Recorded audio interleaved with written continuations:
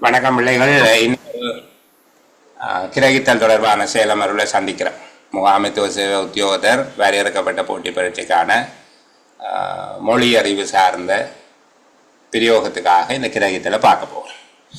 சரி, ஏற்கனவே கலைக்க தொடர்ச்சிங்கிறதால நான் அதிகமாக பேச இல்லை. ஒரு கிரகித்தல் எவ்வாறு செய்ய வேணும் கோட்பாட்டு விளக்கம் நான் பிள்ளைகளுக்கு சொல்லி போட்டேன். அதாவது தியரட்டிக்கலாக நாங்கள் சொல்லி எப்படி செய்ய வேணும் என்று சொல்லி, இனி ப்ராக்டிக்கலாக நாங்கள் செய்ய வேணும். இது எப்படி ப்ராக்டிக்கலாக செய்ய போகிறோம் என்று சொல்லி பார்க்கறது தான் எங்கள் அடுத்த வேலை. சரியா? சரி, ஒரு உரைப்பகுதி தந்தால் முதல்ல நாங்கள் என்ன செய்ய வேணும்? அதை எங்களுக்கு விளங்குற வரைக்கும் வாசிக்க வேணும். மக்களை கவனம் எடுங்கோ. எங்களுக்கு விளங்குற வரைக்கும் வாசிக்க வேணும். எல்லாரும் மெக்க பார்த்துக்கொள்ளுங்க. அடுத்தது வாசித்ததுக்கு பிறகு அந்த உரைப்பகுதியை ஒரு கருத்து அமைகிற விதமாக அதில் இருக்கக்கூடிய கருத்துக்களை அடிப்படையாக வச்சுக்கொண்டு சின்ன சின்ன துண்டுகளாக வெட்டவும். மூன்றாவதாக அந்த வெட்டப்பட்ட துண்டுகளின் சாராம்சத்தை ஒரு பேப்பர் எடுத்து குறித்து கொள்ளவும். நாலாவது, அப்படி குறித்த வசனங்களை ஒன்றோடு ஒன்று சேர்க்கக்கூடிய விதமாக சொக்கெட் பண்ணவும். அந்த வசனங்களை ஒன்றோடு ஒன்று சொக்கெட் பண்ணி எடுக்கவும். அஞ்சாவது, அப்படி சொக்கெட் பண்ணி எடுத்ததுக்கு பிறகு அந்த முழு உரைப்பகுதியையும் வாசிக்க துருத்தி கொண்டு நிற்கிற சொற்கள், இது அன்னெசரி, இது அனாவசியமானது, இது தேவையற்றது என்று கருதுகிற விடயங்களை வெட்டி அகற்றவும். அப்படி வெட்டி அகற்றியதுக்கு பிறகு திரும்ப அதை வாசிக்கவும். அழகாக ஒரு பந்தி அமைஞ்சிருக்கும் என்று நினைச்சு அப்படி அமைஞ்சிருக்கிற பந்தியில் சொற்களை எண்ணி பார்க்கவும். எங்களுக்கு உரிய அளவில் சொற்கள் இல்லாமல் அதிகமாக இருந்தால் இன்னும் நீக்கக்கூடிய சொற்கள் உண்டா என்று பார்த்து அந்த சொற்களையும் நீக்கவும்.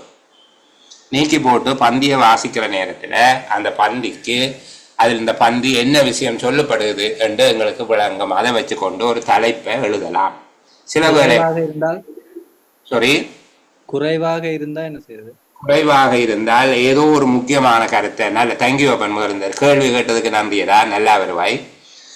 குறைவாக இருந்தால் அந்த பந்தியை திரும்ப வாசிக்க வேணும். ஏதோ முக்கியமான கருத்தை நீங்கள் தவற விட்டுட்டீங்கள் என்ற கருத்து.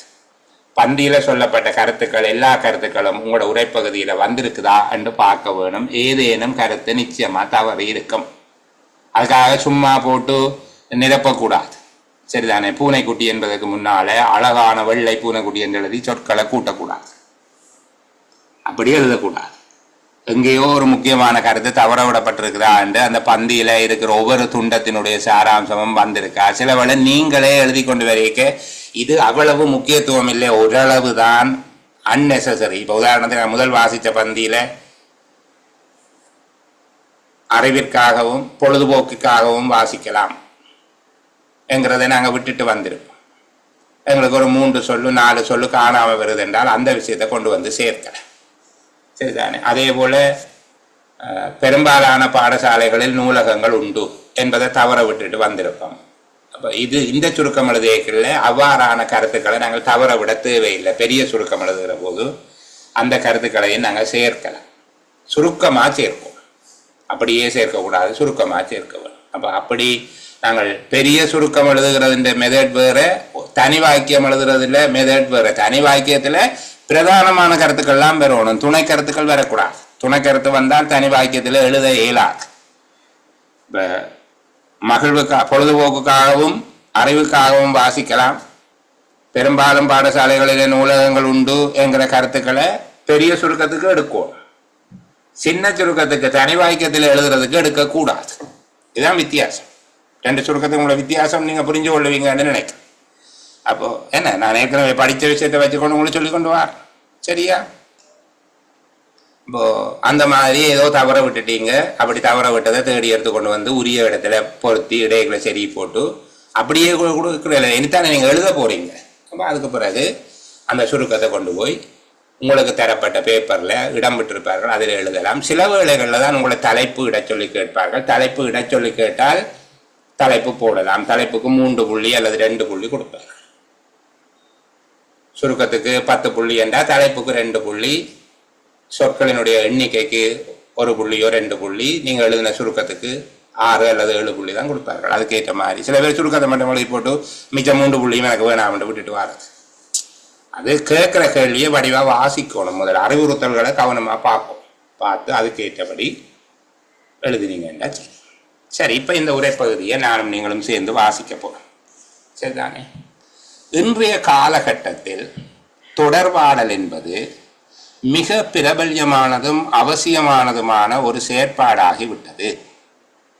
இன்று முழு உலகுமே ஒரு கிராமம் என்ற வகையில் சுருங்கிவிட்டமைக்கும் நெருங்கிவிட்டமைக்கும் இத்தொடர்பாடல் விருத்தியே அடிப்படை காரணமாகிவிட்டது எனலாம்.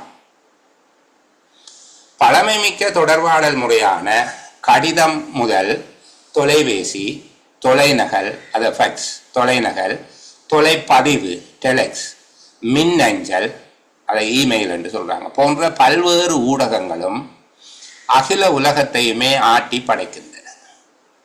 மேற்கூறப்பட்ட பல்வேறு வகையான சாதனங்கள் தோற்றம் பெற்றுவிட்ட போதிலும் மனித பண்பும் நேயமும் மிக்க நேரடி தொடர்பானது எல்லாவற்றிலும் மேலானது என்று கூறலாம். உயர்ந்த அறிவும் ஆற்றலும், அதில் இஞ்ஞனாக பல ஞானம் இருக்கு, நீங்கள் விஞ்ஞானத்தில் என்று வாசிங்க. விஞ்ஞானத்தில் விஞ்ஞானத்தில் வியத்தகு சாதனை போக்கும் மிக்க மனிதன் தனது நாளாந்த தொடர்பாடலை பண்புடனும் சிறப்புடனும் மேற்கொண்டு ஊடாடும் உறவாடும் தன்மைகளை தன்னுள் வளர்த்து கொள்ளல் மிக அவசியமாகும். எமது நாளாந்த வாழ்க்கையில் ஏற்படும் பல்வேறு சந்தர்ப்பங்களின் போதும் தேவைகளின் போதும் நாம் பல்வேறு வகைப்பட்டவர்களுடன் தொடர்பு கொள்ள வேண்டிய அவசியம் ஏற்படுகிறது. அத்தகைய தொடர்பாடலானது பல்வேறு மட்டங்களில் இடம்பெறக்கூடும். வயதில் கூடியோருடனோ குறைந்தோருடனோ சமவயது உடையோருடனோ இருக்கலாம்.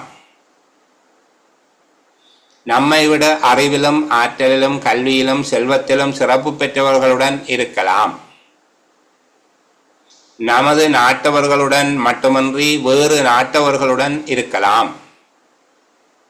இவ்வாறு பல்வேறு வகைப்பட்டவர்களுடனும் நாம் தொடர்பாடல் கொள்ளக்கூடிய சந்தர்ப்பங்கள் நிகழ்காலத்தில் மட்டுமன்றி வருங்காலத்திலும் ஏற்படலாம்.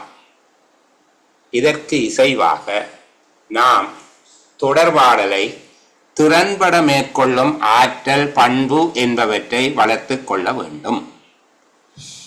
திரும்ப இன்னும் ஒருக்கா வாசிக்கிறேன். இன்றைய காலகட்டத்தில் தொடர்பாடல் என்பது மிக பிரபல்யமானதும் அவசியமானதுமான ஒரு செயற்பாடாகிவிட்டது. இன்று முழு உலகமே ஒரு கிராமம் என்ற வகையில் சுருங்கிவிட்டமைக்கும் நெருங்கிவிட்டமைக்கும் இத்தொடர்பாடல் விருத்தியே அடிப்படை காரணமாகிவிட்டது எனலாம். பழமைமிக்க தொடர்பாடல் முறையான கடிதம் முதல் தொலைபேசி, தொலைநகல், தொலைப்பதிவு, மின்னஞ்சல் போன்ற பல்வேறு ஊடகங்களும் அகில உலகத்தையுமே ஆட்டி படைக்கின்றன. மேற்கூறப்பட்ட பல்வேறு வகையான சாதனங்கள் தோற்றம் பெற்றுவிட்ட போதும் மனித பண்பும் நேயமும் மிக்க நேரடி தொடர்பானது எல்லாவற்றிலும் மேலானது என்று கூறலாம். உயர்ந்த அறிவும் ஆற்றலும் விஞ்ஞானத்தில் வியத்தகு சாதனை போக்கும் மிக்க மனிதன் தனது நாளாந்த தொடர்பாடலை பண்புடனும் சிறப்புடனும் மேற்கொண்டு ஊடாடும் உறவாடும் தன்மைகளை தன்னுள் வளர்த்து கொள்ளல் மிக அவசியமாகும். எமது நாளாந்த வாழ்க்கையில் ஏற்படும் பல்வேறு சந்தர்ப்பங்களின் போதும் தேவைகளின் போதும் நாம் பல்வேறு வகைப்பட்டவர்களுடன் தொடர்பு கொள்ள வேண்டிய அவசியம் ஏற்படுகிறது. அத்தகைய தொடர்பாடலானது பல்வேறு மட்டங்களில் இடம்பெறக்கூடும். வயதில் கூடியோருடனோ குறைந்தோருடனோ சமவயது உடையோருடனோ இருக்கலாம். நம்மை விட அறிவிலும் ஆற்றலிலும் கல்வியிலும் செல்வத்திலும் சிறப்பு பெற்றவர்களுடன் இருக்கலாம். நமது நாட்டவர்களுடன் மட்டுமன்றி வேறு நாட்டவர்களுடனும் இருக்கலாம். இவ்வாறு பல்வேறு வகைப்பட்டவர்களுடனும் நாம் தொடர்பாடல் மேற்கொள்ளக்கூடிய சந்தர்ப்பங்கள் நிகழ்காலத்தில் மட்டுமன்றி வருங்காலத்திலும் ஏற்படலாம். இதற்கு இசைவாக நாம் தொடர்பாடலை திறன்பட மேற்கொள்ளும் ஆற்றல், பண்பு என்பவற்றை வளர்த்து கொள்ள வேண்டும்.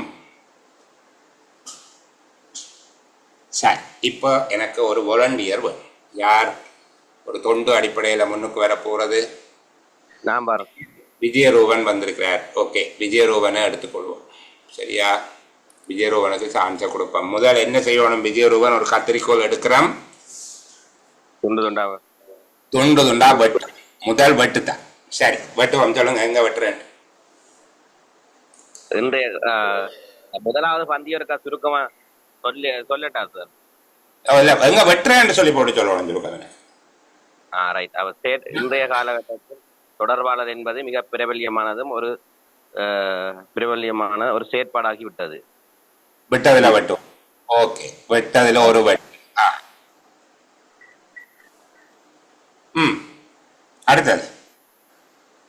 அடுத்தது என்னெல்லாமலே விட முடிக்கலாம். என்னெல்லாமல ஒரு வெட்டு. அதுக்கு அடுத்ததா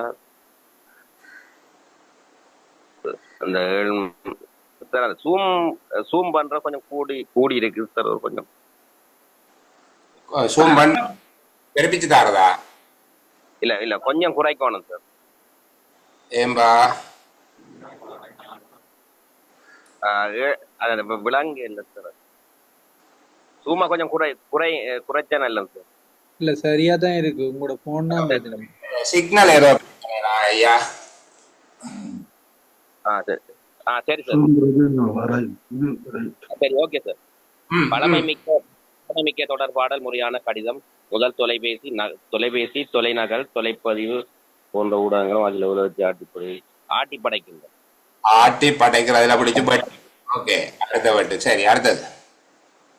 இந்த வகையான சாதனங்கள் தொட்டுவிட்ட போது மனித பண்பு பின்பாட்டு மேலானது என்று கூறலாம். ஒரு வெட்டு. ஓகேயா?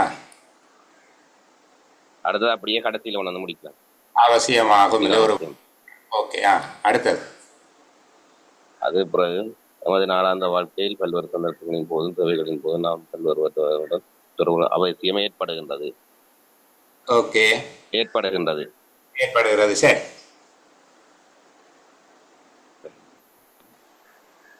அடுத்தது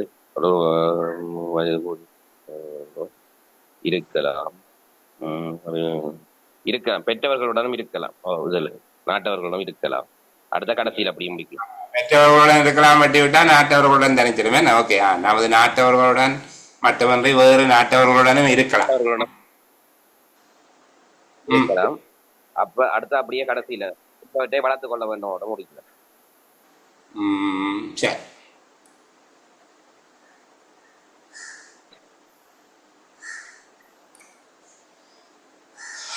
சரி, நான் இன்னொன்று நீங்க சொல்லாத இடத்துல ஒரு வெட்டு வெட்டுறேன்னா ஏற்படாது. நூற்றுக்கு 90% சரி வெட்டு. சரி, அதுல வெட்டாட்டெல்லாம் பரவாயில்லை, அதுக்கு மேனேஜ் பண்ணலாம். சரி, இப்போ இப்படி துண்டு துண்டா வெட்டியாச்சு. நாங்க ஒருக்கா வாசிச்சிட்டோம் தானே, எங்களுக்கு ஒட்டுமொத்தமா கருத்து விளங்கிட்டு இப்படித்தான் இதை பற்றித்தான் கதைக்கிறார்கள் என்று சொல்லியிருக்கோம். சரியா?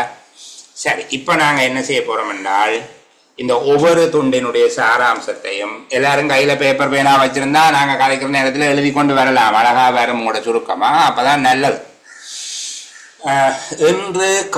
இன்றைய காலகட்டத்தில் தொடர்பாடல் என்பது மிக பிரபல்யமானதும் அவசியமானதுமான ஒரு செயற்பாடாகி விட்டது.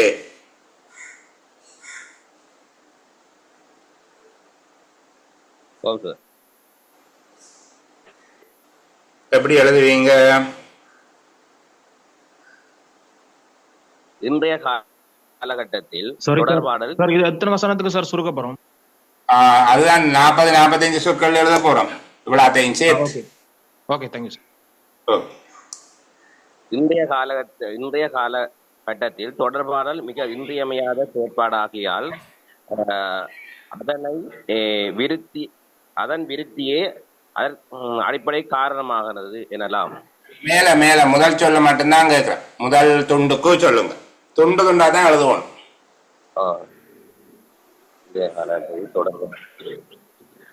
இன்றைய காலகட்டத்தில் தொடர்பாடல் மிக இன்றியமையாது ஒரு பாடு.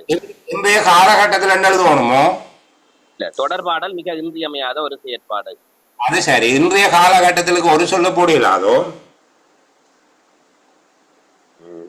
இன்று இன்று கண்டு போ. அதுதான் விஷயம். அப்படி அந்த அதை ஏன் இப்படி பிரிச்சு துண்டு துண்டா கேட்கிறவன் ஐடியா இப்ப விளங்கும் உங்களுக்கு. இன்றைய காலகட்டம் இன்று, சரியா? இன்று. அடுத்தது இன்று தொடர்பாடல் மிக இன்றியமையாத ஒரு செயற்பாடு. இன்றியமையாதது அல்லது மிக முக்கியம் பெறுகிறது. இன்று தொடர்பாடல் மிக முக்கியத்துவம் பெறுகிறது. ஓகேயா? இன்று மிக முக்கியத்துவம் பெறுகிறது. நான் உங்களை பிடிச்சு வச்சு பிள்ளை சொல்றேன். ஐயோ, நம்மளுக்கு கொஞ்சம் கௌரவ பிரச்சனை ஃபீல் பண்றீங்களோ? இல்ல சார், அப்பதான் சார் கரெக்ட் பண்ண. அப்படி எல்லாம் இல்லை. என்ன நமக்கு இருந்தா தானே பிரச்சனை வர்றது. இன்று என்றதை நீக்கலாம் தானே சார்? என்னென்னால் பிரசன்ட்ல சொல்றபடியா, இன்றைய காலகட்டத்தில் என்று சொல்லுகிறபடியால நாங்கள் இன்று போட்டுக்கொள்வோம். இது எங்களோட ஃபைனல் டிசிஷன் இல்லத்தானே. இப்போதைக்கு ரஃபா தானே எழுதி கொண்டு வாரோம். பிறகு சொற்கள் கூடினால் வெட்டி அட்ஜஸ்ட் பண்ண தானே போறோம். இது ஒரே சிங்கிள் சொட்ல சுட மாட்டோம் நாங்கள், சரிதானே? இப்ப ஒவ்வொரு துண்டத்துக்கும் சாராம்சம் எழுதி கொண்டு வாரோம். ஒவ்வொரு லைன் இடைவெளி விட்டு விட்டு எழுதணும் என்று சொன்னேன் நான். அப்ப எழுதி போட்டு கடைசியா சேர்த்து வாசிக்கைகள்ல சொல்லு கூட வருகுது, இதை விடலாம் போல இருந்தால் விடுவோம். சரியாப்பா? எங்க விஜயரூபன்? சரியா? ஓகே. அப்போ இன்று தொடர்பாடல் மிக முக்கியத்துவம் வருகிறது. சரியா? திருப்பி பாருங்க. அடுத்தது இன்று இன்று இன்று என்று அடுத்ததும் வருகுது. அடுத்த என்ன சொல்லியிருக்காங்க? இன்று முழு உலகமே ஒரு கிராமம் என்ற வகையில் சுருங்கி விட்டமைக்கும் நெருங்கி விட்டமைக்கும் தொடர்பாடல் விருத்தியே அடிப்படை காரணமாகிவிட்டது எனலாம். அதை என்ன சொல்றீங்க? அத சார், நாங்கள் அந்த கிராமம் என்ற வகையில் சுருங்கி விட்ட அதை விட்டு அதன் விருத்தியே இதற்கான அடிப்படை காரணமா எனலாம்.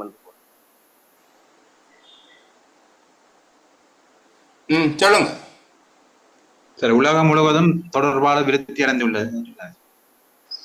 இது வேற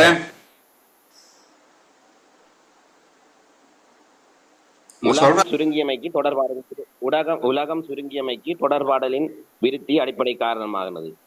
தொடர்பாடலின் விருத்தியினால் உலகம் சுருங்கிவிட்டது. அந்த தொடர்பாடலின் விருத்தியினால் என்பதை வேற மாதிரி ஒரு வார்த்தையில் எழுதலாமா? தொடர்பாடலின் விருத்தியினால் உலகம் சுருங்கிவிட்டது. அந்த தொடர்பாடலின் விருத்தியினால் இதனால் சொல்லலாமா சார்? கிரேட். இதுதான் விஷயம். இதனால் உலகம் சுருங்கிவிட்டது. நாலு சொல்லுதா? நாலு சொல்லு. இதனால் உலகம் சுருங்கிவிட்டது. நாலு சொல்லு. முதல் எழுதினது இன்று தொடர்பாடல் மிக முக்கியத்துவம் பெறுகிறது. 5 சொல்லு. இதனால் உலகம் சுருங்கி விட்டது. 4 சொல்லு. சரியா? அடுத்தது பழமை மிக்க தொடர்பாடல் முறையான கடிதம் முதல் தொலைபேசி, தொலைநகல், தொலைப்பதிவு, மின்னஞ்சல் போன்ற பல்வேறு ஊடகங்களும் அகில உலகத்தை ஆட்டி படைக்கின்றன.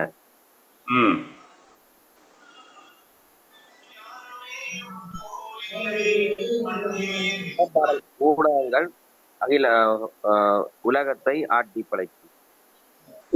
ஊடகம் என்று அதை ஊடகங்கள் உலகை ஆட்டி படைக்கின்றன. பாருங்க, எல்லாத்துக்கும் பொதுவா மேலே எழுதின இன்று என்பது அப்படியே தலை நிமித்தி நிக்குது. அப்ப அது நல்லா இருக்குமே. அந்த இன்று இன்று ஊடகங்கள் ஆட்டி படைக்கின்றன. அந்த இன்று என்பது மேலேயே தொடங்கிட்டபடியே நாங்கள் ஊடகங்கள் உலகை ஆட்டி படைக்கின்றன. அந்த முன்னுக்கு இருக்கிற விஷயம் பழமை மிக்க தொடர்பாடல் முறையான கடிதம். பாருங்க, கடிதம் என்றதுக்கு கொடுக்குறார் 4 சொல்லிலே அடைமொழி. விளங்குதா? கடிதம் என்பதுக்கு 4 சொல்லி அடைமொழி கொடுக்கிறார். பிள்ளைகள் கொஞ்சம் கவனிங்க. வெரி இன்ட்ரெஸ்டிங் இதை வாசிக்கிற போது. சரிதானே? கடிதம் மிக பழமை மிக்க தொடர்பாடல் முறையான கடிதம். கடிதம் என்ற ஒரு சொல்லுக்கு முன்னுக்கு 4 சொல்லிலே அடைமொழி கொடுக்கிறார். சரியா? அதே போல பல்வேறு ஊடகங்கள் என்கிற சொல்லுக்கு அதுக்கு முன்னுக்கு இருக்கிற அவ்வளவுமே அடைமொழியா நிக்குது பாருங்க பிள்ளைகள். பல்வேறு ஊடகங்கள் அவர் சொல்ல வந்தது கடிதம், தொலைபேசி, தொலைநகல், தொலைப்பதிவு, மின்னஞ்சல் போன்ற கடிதம், தொலைபேசி, தொலைநகல், தொலைப்பதிவு, மின்னஞ்சல் போன்ற இவ்வளவுமே ஊடகங்களுக்கு அடைமொழி. அதுக்கு பேர்ந்து ஒரு அடைமொழியாக இருக்கிற கடிதத்துக்கு இன்னும் ஒரு அடைமொழி கொடுக்கிறார் பாருங்க. அந்த குடைக்குள் மண்ட மாதிரி கதைக்குள்ள கதை பேர்ந்து அதுக்குள்ள ஒரு கதை. அந்த இடம் வாசிக்க விளங்குதா உங்களுக்கு சொல்றது? நான் பல்வேறு ஊடகங்கள் என்றுதான் சொல்லு. பல்வேறு ஊடகங்களுக்கு ஒரு அடைமொழி, ஒரு விவரித்தல், ஒரு டிஸ்கிரிப்ஷன் ஒன்று கொடுக்கிறார். கடிதம், தொலைபேசி, தொலைநகல், தொலைப்பதிவு, மின்னஞ்சல் என்று அந்த டிஸ்கிரிப்ஷன்ல வருகிற கடிதத்துக்கு பிறகு அடைமொழி கொடுக்கிறார். இன்னும் ஒரு விவரித்தல், பழமை மிக்க தொடர்பாடல் முறையான அந்த விளங்குது. அன்னெசரியா எவ்வளவு சொல்லி இதுக்கு போட்டிருக்கிறாருன்னு சொல்லி பயனற்றதாக எத்தனை சொற்கள் பயன்படுத்தப்பட்டிருக்குது விளங்குதா பிள்ளைங்களுக்கு நான் சொல்றது? ரொம்ப அலட்டி தொல்லைப்படுத்துற மாதிரி ஃபீல் பண்றீங்களாடா?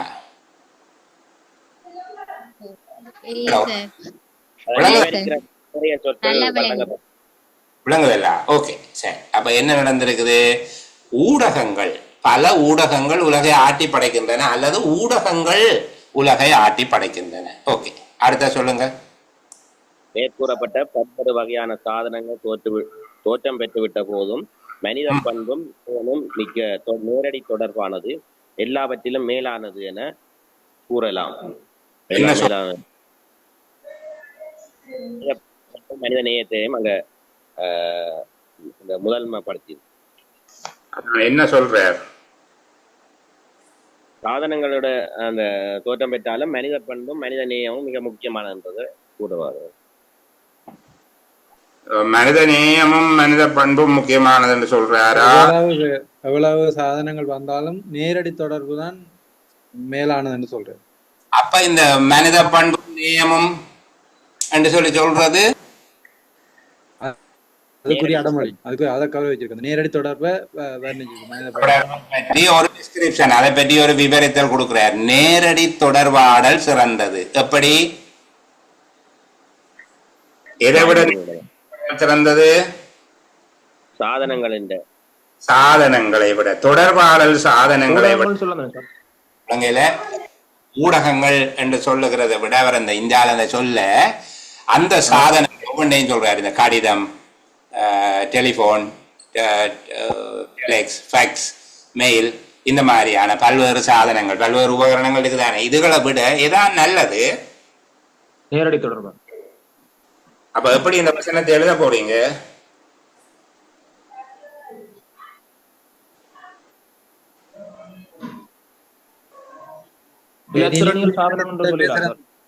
சாரி,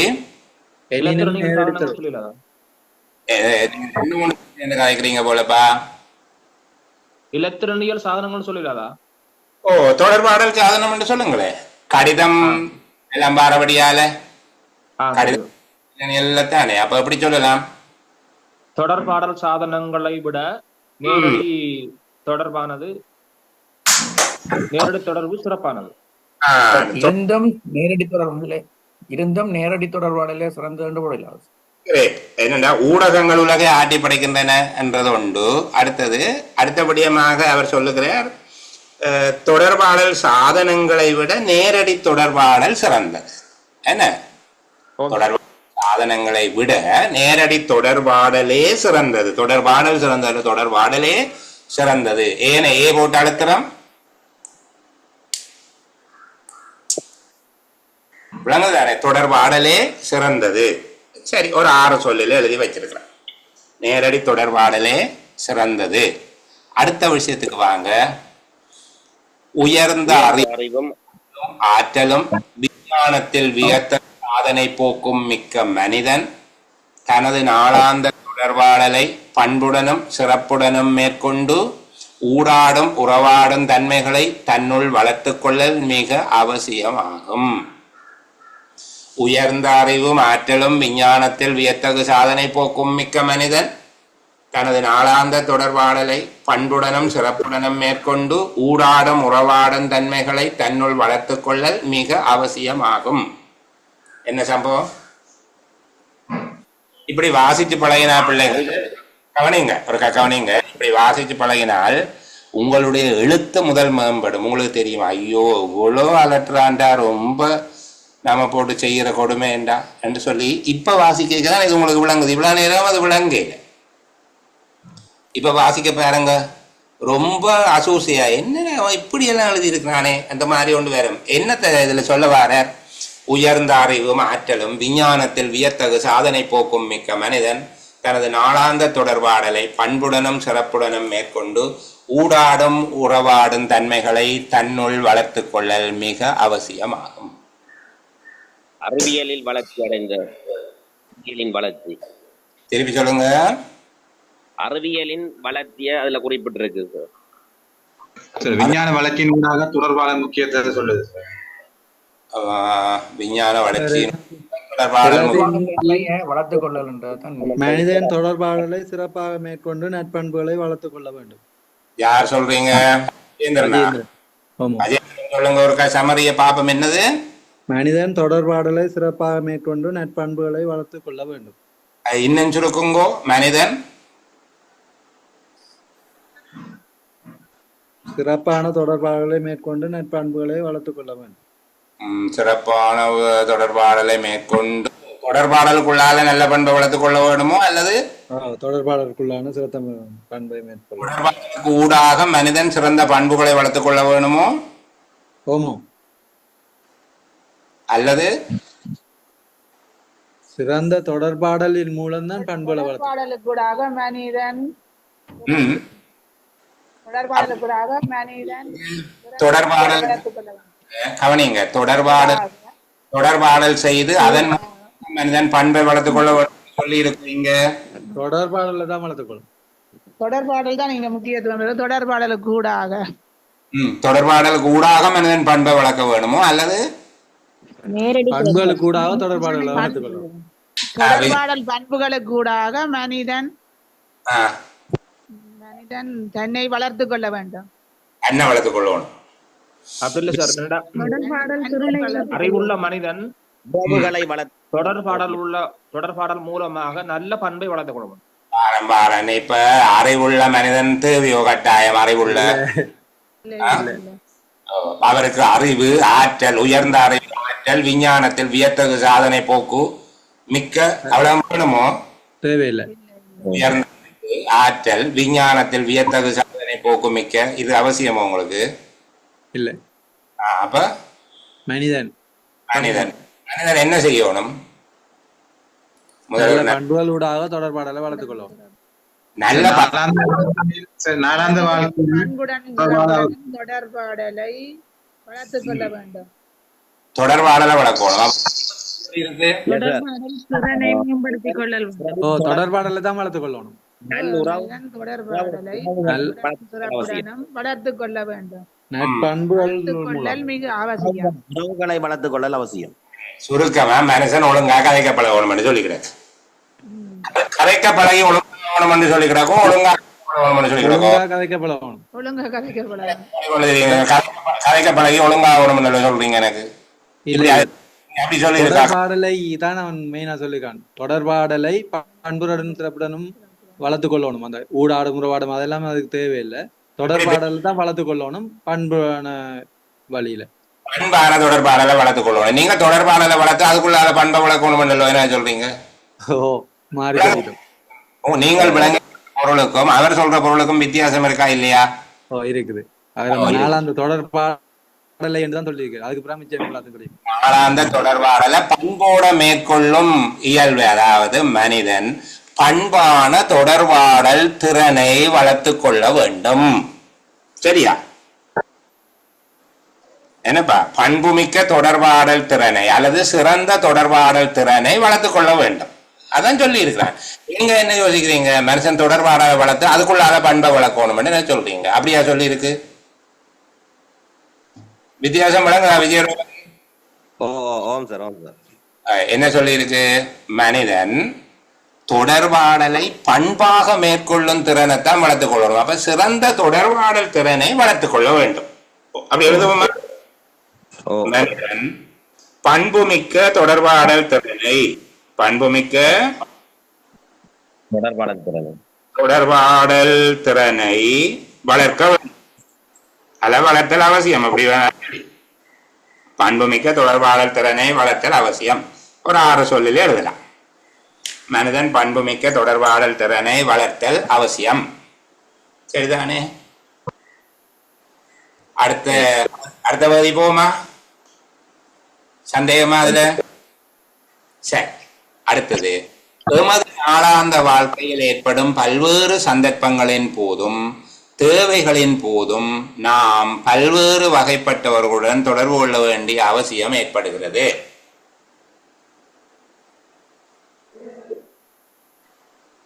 எமது நாளாந்த வாழ்க்கையில் ஏற்படும் பல்வேறு சந்தர்ப்பங்களின் போதும் தேவைகளின் போதும் நாம் பல்வேறு வகைப்பட்டவர்களுடன் தொடர்பு கொள்ள வேண்டிய அவசியம் ஏற்படுகிறது.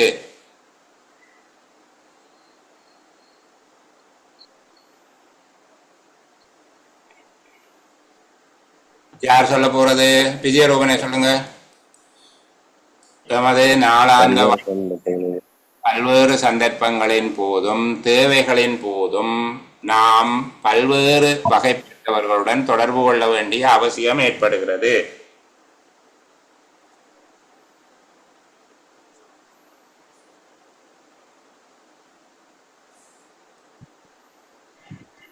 தேவைகளையும் சேவைகளையும் நிறைவேற்றும் போது தொடர்பான அவசியமாக. அப்படியா? சொல்லுங்க.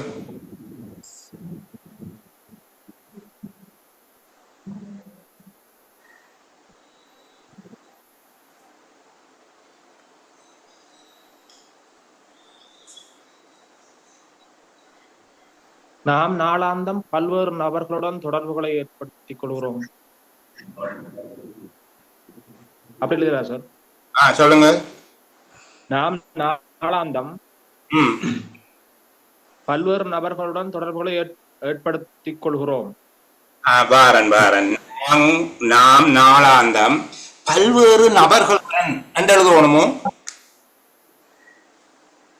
தேவையில்லைன்னு சார். அப்ப என்ன பல்வேறு நபர்களுடன் என்பதை இன்னும் சுருக்கலாமோ? பலருடன். அதான் விஷயம். நாம் நாளாந்தம் தொடர்பு கொள்ளும் அவசியம் ஏற்படுகிறது என்பதை தொடர்பு கொள்கிறோம் என்று எழுதிவிட்டா என்ன? அன்றாட தேவைகளுக்காக விரிஞ்சிடும். அப்பா என்ன, எங்களுக்கு முடிஞ்ச வரைக்கும் கருத்தை பிசகாம நாம் நாளாந்தம் பலருடன் தொடர்பு கொள்கிறோம் என்று எழுதுவோமா? பலருடன் தொடர்பு கொள்கிறோம். சரிதானே? அது அத்தகைய தொடர்பாடலானது பல்வேறு மட்டங்களில்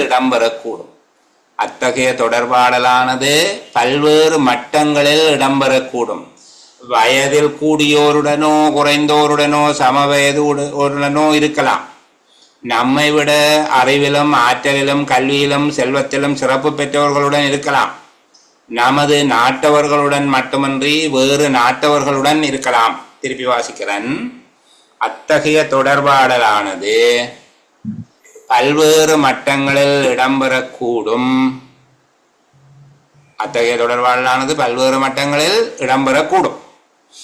வயதில் கூடியோருடனோ குறைந்தோருடனோ சமவயது உடையோருடனோ இருக்கலாம். நம்மை விட அறிவிலும் ஆற்றலிலும் கல்வியிலும் செல்வத்திலும் சிறப்பு பெற்றவர்களுடன் இருக்கலாம். நமது நாட்டவர்களுடன் மட்டுமன்றி வேறு நாட்டவர்களுடனும் இருக்கலாம். ஒரு கதை வாசிச்சு போட்டு சொல்லுங்க. இதுக்கு முதலாவது வசனம் மட்டும் போதும் சார், விழாத்துக்கும் சேர்த்து. அத்தகைய தொடர்பாளனாவது பல்வேறு மட்டங்களில் இடம்பெறக்கூடும். அதுக்குள்ளே விழா மாட்டாங்க. சரிதானே? அத்தகைய தொடர்பாடலானது என்பதை கூட வெட்டலாம் சகோதரர். அத்தகைய தேவையில்லை. அது என் மேல எழுதி போட்டோம். நாம் நாளாந்தம் பலருடன் தொடர்பு கொள்கிறோம். அது பல்வேறு மட்டங்களில் இடம்பெறக்கூடும். சரிதானே? அது பல்வேறு மட்டங்களில் இடம்பெறக்கூடும்.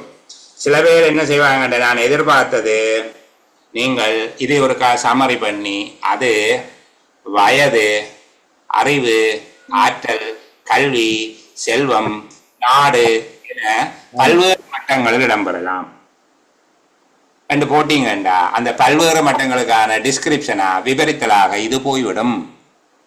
விளங்குதா?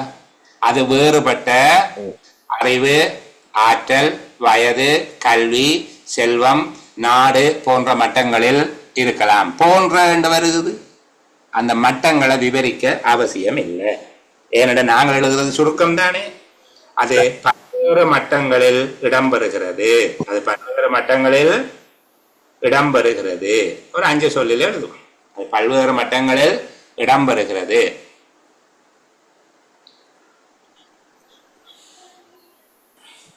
பல்வேறு மட்டங்கள் என்ற பல்வேறு வகைப்பட்டவர்கள் போடலாம். பல்வேறு வகைப்பட்டவர்களுடன் இடம்பெறுகிறது. கிரேட். Okay okay okay. பல்வேறு வகையினருடன் இடம்பெறுகிறது. அந்த நாடு வர எப்படியான விளங்க இல்லையா? நாடுன்னு சொல்லி ஒரு வசனம் வருது இல்ல, அதனால பல்வேறு மட்டங்களில் பயக்கிறாங்க. அது வகை தானே, அது கேட்டகரியாக்கள், வெவ்வேறு கேட்டகரி. வகை என்றது கேட்டகரிஸ் தானேப்பா. அது சரி, மட்டம் வகை உண்டு, அது வேறுபாடு இல்லை. வகைதான் சிறந்த ஒரு சொல். உள்நாட்டு வெளிநாட்டு மட்டங்களை தொடர்புகளை சொல்லிடாது இல்ல சரி, அது சொல்லலாம். இப்ப நான் சொல்லுகிறது வெவ்வேறு கேட்டகரியாக்களோட என்று சொல்றேன் தானே, வெவ்வேறு வகைப்பட்டவர்களுடன் என்று எழுதினாலும் குற்றம் இல்லைப்பா. அல்லது வெவ்வேறு மட்டத்தினருடன் என்றாலும் பரவாயில்லை. அது சொல்லில பெரிய வேறுபாடு இல்லை. ரெண்டும் பொருள் அமைது. இந்த பல்வேறு வகையினருடன் என்று எழுதுகிற போது இன்னும் நல்லா இருக்கிற மாதிரி இருந்த நீங்க மட்டங்களில் என்று எழுதினா பிழை இல்லை, எழுதலாம். இவ்வாறு பல்வேறு வகைப்பட்டவர்களுடன் நாம் தொடர்பாடல் கொள்ளக்கூடிய சந்தர்ப்பங்கள் நிகழ்காலத்தில் மட்டுமன்றி வருங்காலத்திலும் ஏற்படலாம்.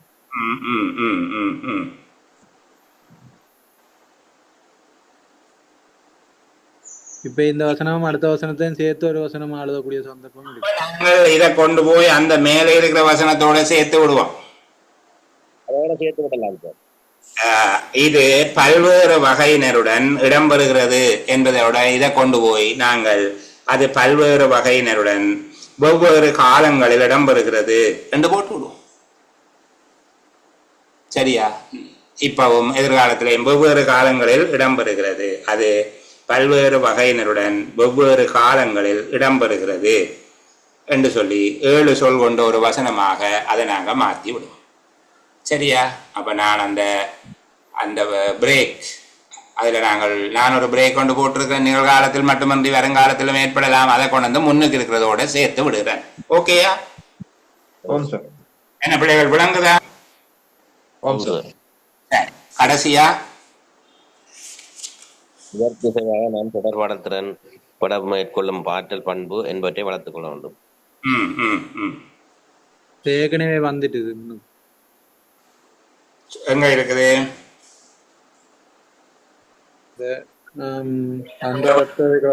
முதல் மனிதன் சிறந்த தொடர்பாடல் திறனை வளர்த்தல் அவசியம் என்றுல 5ஆவதாக நாங்கள் இருக்கிற மனிதன் பண்புமிக்க தொடர்பாடல் திறனை வளர்ப்பது அவசியம். சரிதானே?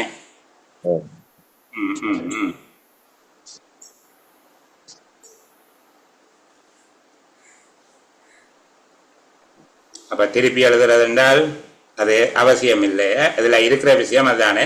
ஆகவே தொடர்பாடல் திறன் இன்றியமையாதது என்றொருக்கா திருப்பி குறிச்சு வைப்போம். ஆகவே இதற்கு இசைவாக என்று போட்டிருக்கு தானே, அதான் ஆகவே. எனவே போடலாம் சார். ஆகவே எனவே போடலாம். சாரிப்பா, எனவே போடலாம் தானே சார்.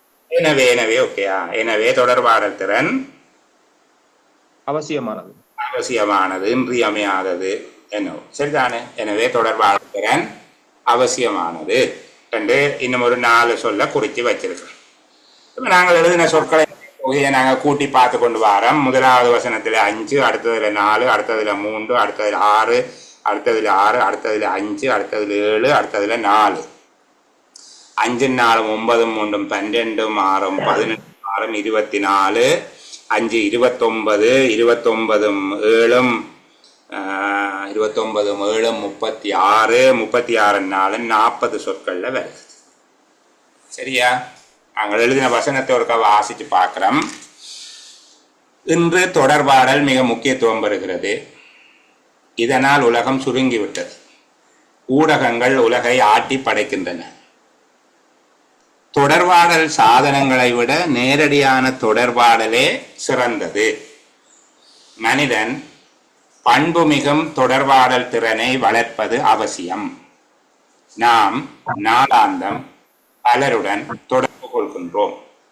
அது பல்வேறு வகையினருடன் வெவ்வேறு காலங்களில் இடம்பெறுகிறது. எனவே தொடர்பாடல் திறனை வளர்த்தல் இன்றியமையானது.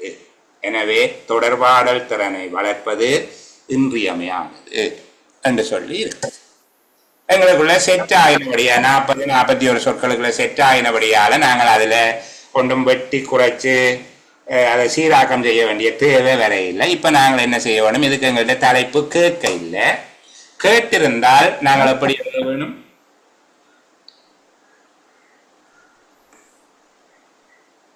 தொடர்பாடல் திறனை வளர்த்தல் சொல்லலாம். தொடர்பாடல் திறனின் முக்கியம் தான் இங்க எழுதணும். தொடர்பாடலின் முக்கியத்துவம் இங்க சொல்லப்படவில்லை. இந்த உரைப்பகுதியில சொல்லப்பட்டது தொடர்பாடல் திறனை வளர்ப்பதன் அவசியம். சரிதானே? தொடர்பாடல் திறன்களின் அவசியம் தான் சொல்லப்பட்டிருக்கு. அப்போ நாங்க கேரிங்க போடுறோம் தொடர்பாடல் திறன்களின் அவசியம். மற்ற பிள்ளைகளை சொல்லியிருந்தா நீங்க 3 பந்தியாக தந்திருந்தாலும் நாங்கள் சுருக்கம் எழுதியக்குள்ள என்ன செய்ய வேணும்? ஒரே பந்தியாகத்தான் எழுத வேணும். பந்திகள் பிரிக்க கூடாது. ஒரே பந்தியாக எழுதுகிறோம். எழுதி வச்சதை அழகா எங்களுடைய கையெழுத்துல மற்றவை வாசிக்கக்கூடிய மாதிரி எங்களுக்கு எவ்வளவுக்கு அழகாக எழுதுகிறோமோ அவ்வளவுக்கு அழகாக எழுதுகிறோம். கடைசி வரியில பயன்படுத்திய சொற்களின் எண்ணிக்கை 42 என்று எழுதுறோம். பொய் எழுதக்கூடாது. சரிதானே? பொய்யெல்லாம் எழுதக்கூடாது. நீங்கள் 47 சொல்லில் எழுதி போட்டு 42 எழுதக்கூடாது. அவர் கோடு அடித்து தந்தால் அவருக்கு என்ன தெரியும், இல்லாவிட்டாலும் அவருக்கு என்ன தெரியும். திருத்தவாராக்கள் சிம்பிளா நீங்க நினைக்க கூடாது. சரிதானே? அப்போ அழகா எங்களால் ஒரு சுருக்கம் இப்ப எழுதியலுமா நம்பிக்கை வந்ததா பிள்ளைகளுக்கு? நீ சுருக்கம் வந்தா பிச்சு தரலாம். Okay, thank you. எங்களுடைய இலக்கு, நாங்கள் படிக்கிறதனுடைய இலக்கு அதுதான். சரியா? நீங்கள் இதுல இருக்கிற மற்ற 2 சுருக்கங்களையும் பிள்ளைகள் எழுதி கொள்ள வேணும். இருக்கிற 2 சுருக்கங்களையும் நீங்க ஒருக்கா எழுதி பார்க்க வேணும். அழகாக உங்களால் எழுத முடியும் என்று நினைக்கிறேன். நீங்கள் எழுதுங்க. எழுதினதுக்கு பிறகு நான் இந்த 2 சுருக்கத்துக்கு முடிய ஒரு சமரி ஒன்று குரூப்பில் பதிவிட்டு விடுவேன்.